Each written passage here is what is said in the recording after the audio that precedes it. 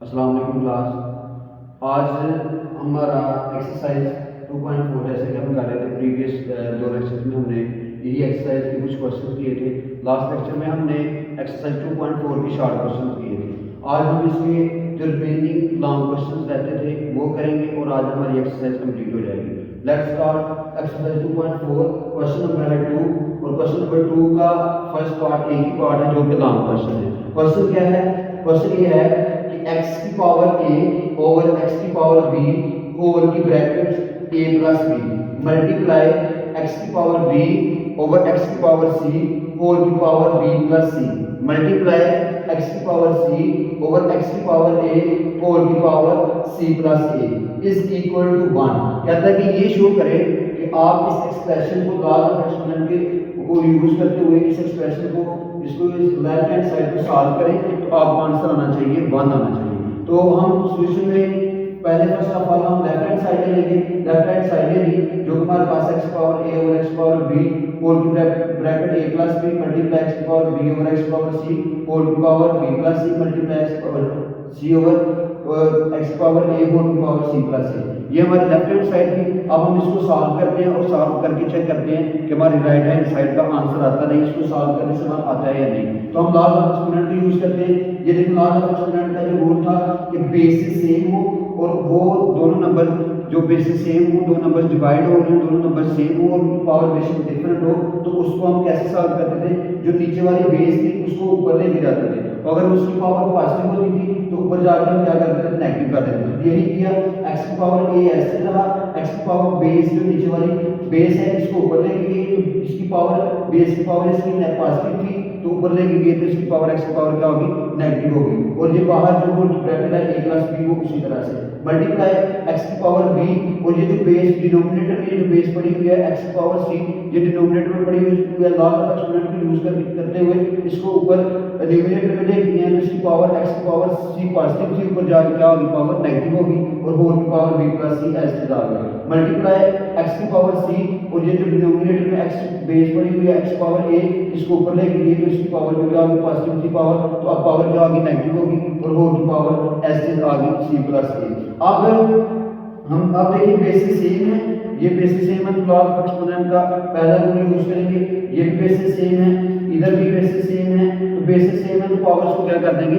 Add up कर देंगे। ये बेसिस सेम है तो बेस को एक दफा लिखा और पावर को ऐड कर दिया, a प्लस माइनस माइनस हो जाएगा और a माइनस b आ गया और over whole bracket a plus b ऐसे आ गया मल्टीप्लाई बेसिस सेम है पावर को ऐड कर दिया, b plus minus c plus minus minus तो b x की पावर आ गई b माइनस c और होल की जो पावर है b प्लस c वो ऐसे आ गई मल्टीप्लाई x की पावर बेसिस सेम है तो इसको पावर्स को भी ऐड किया तो c प्लस माइनस a आ जाएगा, प्लस माइनस माइनस हो जाएगा और c माइनस a आ गई, x की पावर आ गई c माइनस a और होल की ब्रैकेट पावर जो है वो c प्लस a ऐसे आ गई। अब क्या करेंगे?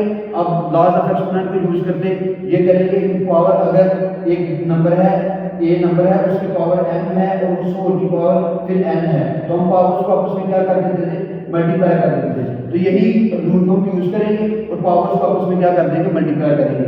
x लिखा a minus b multiply b a plus b कर दिया, फिर मल्टीप्लाई x की पावर b माइनस c और ये पावर्स को आपस में मल्टीप्लाई कर दिया b minus c into b plus c multiply x लिखा और पावर्स को आपस में मल्टीप्लाई कर दिया c minus a multiply c plus a लिख दिया। अब यहाँ पे फार्मूला एक बनेगा हमारे पास a square minus b square का, तो जो ये फार्मूला यूज होगा a square minus b square is equal to a plus b minus b, एक दफा दोनों के दरमियान प्लस आ जाएगा और एक दफा दोनों के दरमियान क्या आ जाएगा? माइनस आ जाएगा। ये फार्मूला यूज करेंगे और हम पावर्स को सॉल्व कर लेंगे। तो a स्क्वायर जैसे a माइनस b और a प्लस b है x की पावर तो ये क्या हो जाएगा? a square minus b square. इधर भी एक दफा दोनों के दरमियान माइनस है, एक दफा दोनों के दरमियान क्या है? प्लस है, तो ये b square minus c square का फार्मूला बन जाएगा। इधर भी एक दफा c माइनस a है और एक दफा c प्लस b है तो फार्मूला यूज होके c square minus a square बन जाएगा। अब इधर भी ये भी x है, ये भी x है, ये भी x है, ये तीन के बेसिस सेम है तो फिर लॉ ऑफ एक्सपोनेंट को यूज करें और इनकी पावर्स को क्या कर देंगे? ऐड अप कर देंगे। तो ये बेस को एक दफा लिख दिया, इसकी पावर ये a square minus b square ये पावर लिख दी प्लस अब पावर्स को ऐड कर रहे हैं प्लस इसकी पावर इस बेस की power b square minus c सी स्क्वायर ये कर दी प्लस इसकी पावर सी स्क्वायर माइनस ए स्क्वायर है, तो ये सी स्क्वायर माइनस ए स्क्वायर कर दी। अब वो वैल्यूज जिनके साथ अपोजिट साइन को हम कैंसिल आउट कर देंगे, ये ए स्क्वायर प्लस का और ए स्क्वायर माइनस का कैंसिल आउट हो गए, ये बी स्क्वायर प्लस का और ये माइनस का आपस में कैंसिल आउट हो गए, ये सी स्क्वायर माइनस का सी स्क्वायर प्लस का आपस में क्या हो गया कैंसिल आउट हो गए। कैंसिल आउट हो गए तो जो एक्स रह जाएगा बेस और एक्स की पावर जो है ना वो क्या आ जाएगी, जीरो आ जाएगी। और एक्स की पावर जीरो या किसी भी नंबर की पावर जीरो किसके बराबर होती है, 1 के बराबर होती है, जिसको हमने प्रूव भी किया था। तो ये 1 आ गया, राइट हैंड साइड का आंसर आ गया, तो हमारे पास प्रूफ हो गया कि लेफ्ट हैंड साइड और राइट हैंड साइड दोनों क्या हैं, बराबर हैं। ये लॉन्ग क्वेश्चन हमने यही शो करना था कि इसको सॉल्व करने से आंसर 1 आता है या नहीं आता, तो हमने सॉल्व कर दिया और देख लिया कि हमारे पास लेफ्ट हैंड साइड और राइट हैंड साइड दोनों इक्वल आ गए। अब क्वेश्चन नंबर 3 है, ये भी क्वेश्चन नंबर 3 के दो पार्ट हैं जो कि very very important long question है जो अक्सर बोर्ड के पेपर में पूछे गए हैं। तो क्वेश्चन नंबर 3 देख लेते हैं क्या क्वेश्चन है। कहते हैं कि 2 की पावर 1/3 मल्टीप्लाई 227 की पावर 1/3 मल्टीप्लाई 60 की पावर 1/2 डिवाइड बाय 180 की पावर 1/2 मल्टीप्लाई 4 की पावर -1/3 मल्टीप्लाई 9 की पावर 1/4। तो इसको हम सिंपलीफाई करते हैं लास्ट एक्सपेरिमेंट को यूज करते हुए। उसी तरह से जिस तरह हमने क्वेश्चन नंबर 1 का पार्ट नंबर 1 और पार्ट नंबर 4 किया था, हम करेंगे 27 की फैक्टराइजेशन करेंगे, फिर 60 की फैक्टराइजेशन करेंगे और 180 फैक्टराइजेशन करेंगे। 27 की फैक्टराइजेशन पहले कर चुके हैं, वो 3 बेस पावर 3 आता है। अब हम 60 पावर फैक्टराइजेशन करते हैं, 32 60 52 30 5 3 50 और 5 1 5। 180 फैक्टराइजेशन की 190 180 90 180 45 90 15 3 45 5 3 15 और 5 1 5। हमने फैक्टराइजेशन की और इनके जो प्राइम फैक्टर्स आए हैं वो हम लिख देंगे, क्योंकि पावर 1 को 3 ऐसे से मल्टीप्लाई 27 की फैक्टराइजेशन की तो 3 की पावर 3 आ गया और होल की पावर 1 को 3 ऐसे। 60 की फैक्टराइजेशन की तो 2 मल्टीप्लाई 3 मल्टीप्लाई 5 और होल की पावर 1 को 2 ऐसे आ गया। 180 की फैक्टराइजेशन की तो 2 मल्टीप्लाई 3 मल्टीप्लाई 5 और होल की पावर 1 over 2 ऐसे आ गया। 2 की 4 फैक्टराइजेशन की तो 4 किसका स्क्वायर है जो है 2 का, उसकी फैक्टराइजेशन की तो 2 पावर 2 और होल की पावर जो 1 - 1 और 3 वो ऐसे आ गई। 9 फैक्टराइजेशन की तो 3 का स्क्वायर आ गया, 3 का स्क्वायर और होल की पावर जो 1 over 4 है वो ऐसे आ गई। अब यहाँ पे जो पावर्स आपस में कैंसिल आउट हो सकती हैं वो की 3 की पावर 3 है और ये 1 over 3 आपस में डिवाइड होगी, ये 3 की पावर 3 इसके साथ कैंसिल होगी और यहाँ पे 3 की पावर 2 जो है 1 over 4 के साथ कैंसिल होगी, 2 1 are 2 और ये 2 2 are 4, तो इसकी पावर 3 की पावर आ गई 1 over 2। अब हम क्या करेंगे कि ये नेक्स्ट स्टेप में ये बेसिस हैं, ये सेम होगी कि पावर स्क्वायर करके लिख देंगे, ये भी बेसिस सेम है, ये बेसिस सेम है, तो पावर लॉज ऑफ एक्सपोनेंट को यूज करते हुए इनकी पावर को ऐड कर देंगे, तो हम उस तरह से लिख देंगे 2 की पावर 1 को 3 ऐसे और ये 3 पावर कैंसिल आउट होगी, 3 से बच गया 3 वो लिख दिया, 1 की पावर को भी ऐड कर देंगे तो उनकी पावर क्या होगी 2 होगी और ये 3 और 5 ऐसे लिख दिया और होल की पावर 1 into ऐसे लिख दिया।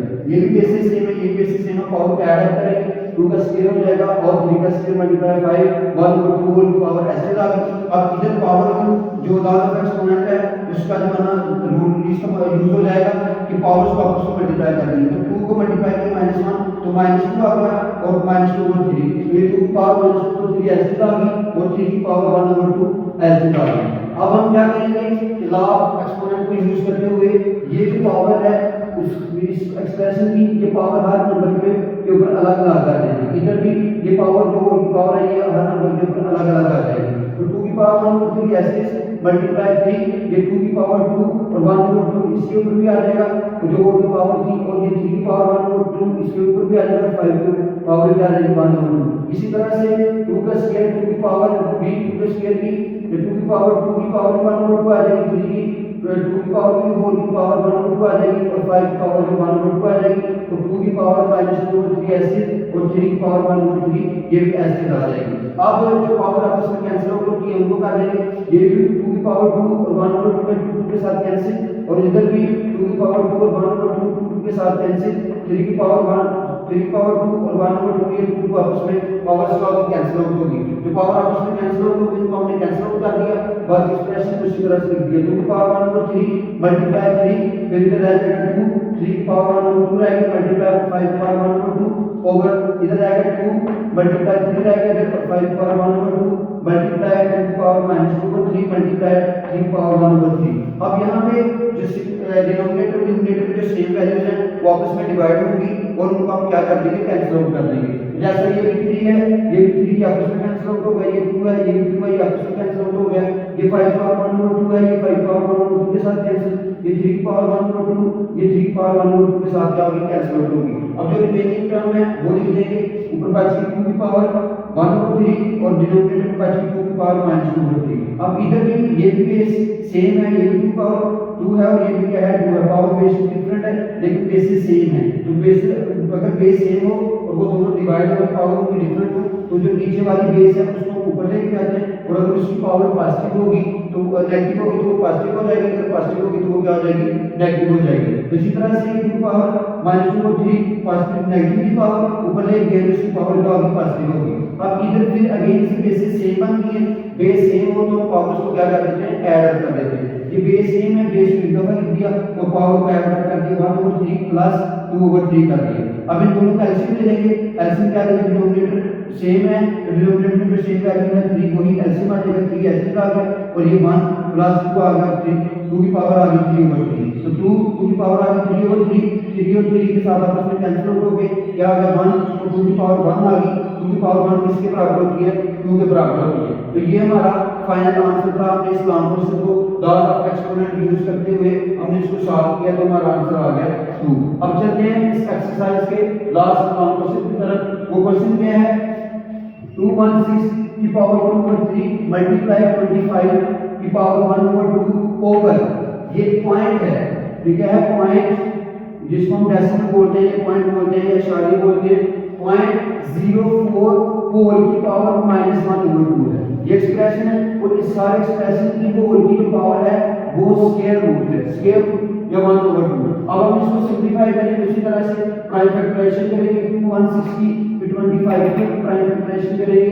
और जो पॉइंट है उसको खत्म करके हम फ्रैक्शन में चेंज करेंगे। तो इसकी 216 फैक्टराइजेशन की 2 1 are 2, ये 1 छोटे वैल्यू है तो इसको बढ़ाने के लिए इधर 0 लगा दिया और फिर इसके साथ 1 के साथ नेक्स्ट नंबर लगाया तो ये 16 हो गया और 18 का 16 हो गया। फिर 54 का 10 to 8 27 to 54 93 का 27 53 का 9 21 का 3 आ गया। और इस तरह अब ये डेसिमल है, पॉइंट है, तो इसको खत्म करने के लिए डेसिमल की जो पॉइंट है उसकी जगह उस पे उसके नीचे 1 आ जाएगा और आगे जितने डिजिट हैं उनकी जगह पे क्या आ जाएगा 0। तो ये इसको फ्रैक्शन में चेंज किया तो क्या आ गया 4/100 आ जाएगा। और 25 फैक्टराइजेशन, अब पता है कि 5 + 0 तो 5 5 का 25 फैक्टराइजेशन की, तो इसकी फैक्टराइजेशन ये 2 की पावर 3